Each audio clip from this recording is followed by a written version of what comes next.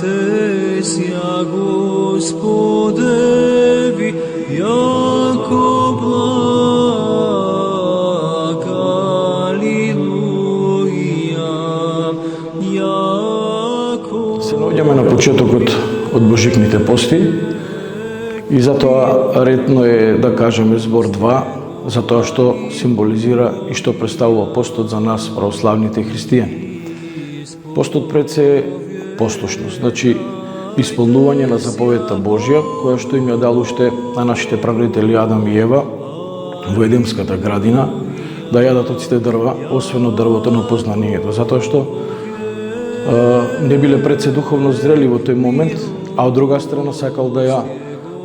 испита нивната послушност. Затоа можеме да кажеме дека постот е на некој начин и послушност кон Бога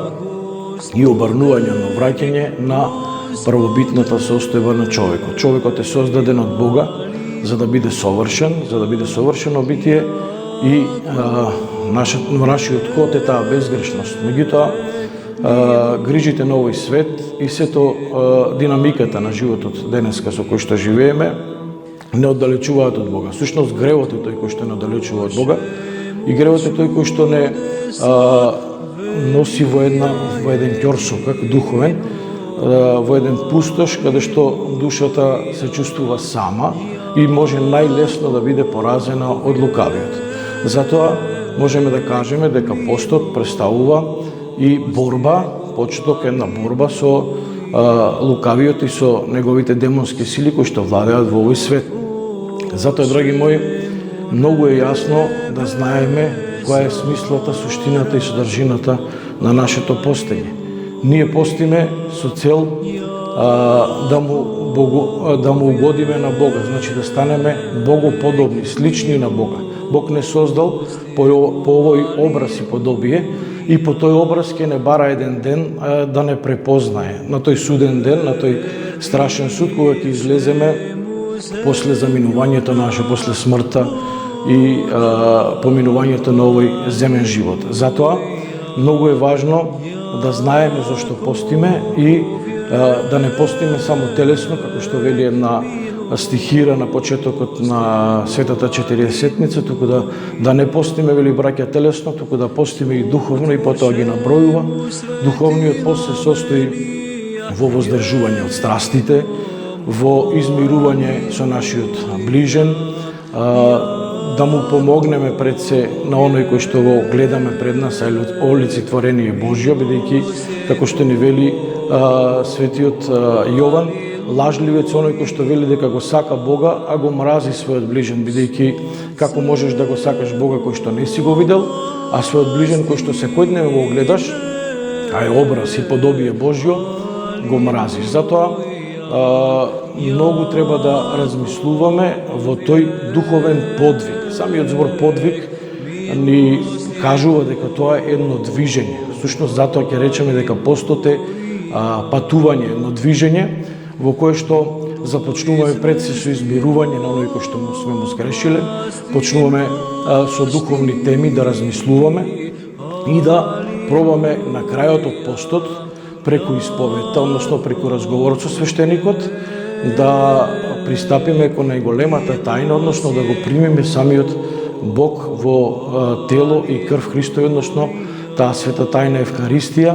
да биде како круна на нашиот подвиг и на нашето движење, односно да ја добиеме заслужената награда. А кога ќе се измириме со Бога,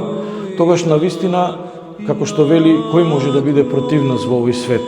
И затоа постојано треба кон тоа да пристапуваме. Кога постиме, да не бидеме нажалени, кога постиме, да не бидеме како старозаветните фарисеи и садукеи кои што ја помазувале главата со пепел, за да ги видат луѓето, бидејќи не постиме за луѓето, постиме за себе си, постиме за Бога, постиме за да поправиме таа наша врска, тој наш однос со Бога. Секој еден од нас на некој начин е своевиден оригинал, своевиден образ кој што нема сличен на него. И затоа Бог, драги мои, не знае од нашата утроба, не знае од мајчината утроба и со него нема трговија, тој ги знае нашите и телесни и духовни сили. Но свештеникот, за да ги запознае нашите телесни и духовни сили, односно со други зборови, да не постиме своеволно, треба да појдеме во црква, да го побараме свештеникот кој што ни одговара и по карактер, и по едноставно ќе се привлечеме еден со друг во својата енергија и со него да разговараме, односно се советуваме, тој да види во која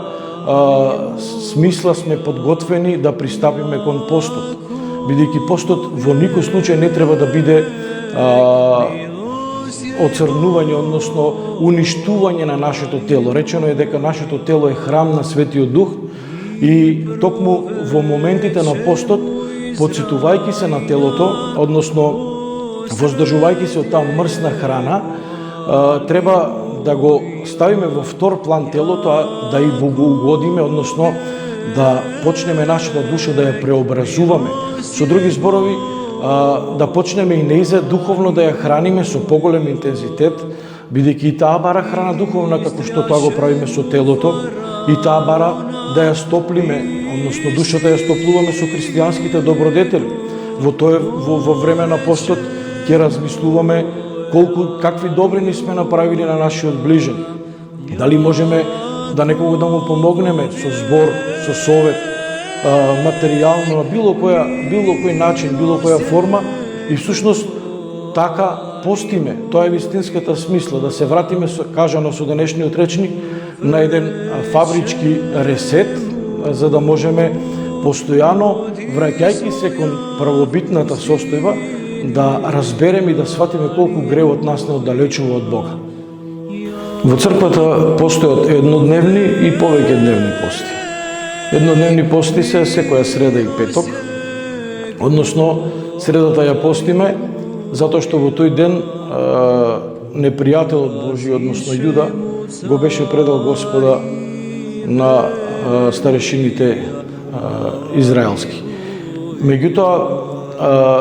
нашата смисла на постењето во среда е токму тоа, да подсетувајќи се на тој настан,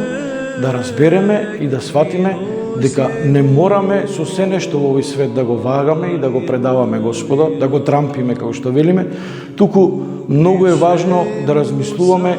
да бидеме во Негова близина, а токму преку постот можеме, очистувајќи го телото и духот, да се сближиме со Бога. Постиме и петок, секој петок, затоа што во петок Господ бил распнат и подсетувајќи се на тоа распетие на Голгота и на сите настани што се случија околу крстот Господов, ние всушност сострадуваме со Бога. Има и повеќедневни пости, Светата Четириесетница како центар, нели, тоа е за постот за Великден, потоа овој пост во кој што денес се наоѓаме веќе и започнуваме со него, подготвувањето за раѓањето Христово, Божик, апостолскиот пост и богородичниот пост. На крајот сакам да ги повикам сите млади луѓе верници, бидејќи со нашиот духовен татко митрополитот Повардарски господин Агатангел, под чие водство е многу младо и искрено свештенство кое што е подготвено секогаш да пристапи кон секој еден верник. И многу се радуваме затоа што во последно време многу млади луѓе пристапуваат кон црквата, во вистинска смисла го разбираат постот, дека тој не е некаква си воздржување само од храна, бараат благослов од свештеникот, доаѓаат во црква и многу е важно да разбереме, Бог нас не повикува на разни начини и во разни моменти, некој порано, некој подоцна, и во таа духовна зрелост сите сме на свој начин различни, меѓутоа многу е важно да разбереме и да сватиме дека доаѓајќи во домот, во таа ладја на спасението, во домот Божи, постојано цркувајќи се, доаѓајќи на света литургија, почнуваме скала по скала да растеме духовно. И кога ќе се издигнеме и пораснеме духовно, тогаш полека, но сигурно ќе ја сватиме вистинската смисла и содржина на постот, колку постот ни нас неминовен, колку ни е неизбежен, колку ни е важен, затоа што тоа е основната алатка и борба против лукавиот и секако збогатена со молитва, со духовен разговор, со Бога и пред се нели исповед, разговор со свештеникот и како што кажав, како круна на се, светата тајна Евхаристија. Затоа ги молам сите кои што се колебали и размислувале без никакви претходни подготовки. Колку и да се трудиме, не можеме да бидеме подготвени и не пристапуваме кон Бога затоа што сме праведни, туку, како што е речено, не од леп само ќе живее душата, туку и од секој кажан збор во името на Господа. Затоа, денес, повикувајќи ги сите верници, сакам да им посакам лесни и богогодни божикни пости, дај Боже вистински да направиме преобразба во нашата душа и полека, но сигурно да се придвижиме, да дојдеме, да го пречекаме Христос во нашите срца и таму да се роди, да вечно живе и постојано го имаме како наша звезда водилка, бидејќи ако не се вратиме кон тај извор на нашето спасение, ако не се напиеме од тоа духовно питие, никогаш нема да дознаеме колку е благ и колку е добар нашиот Бог.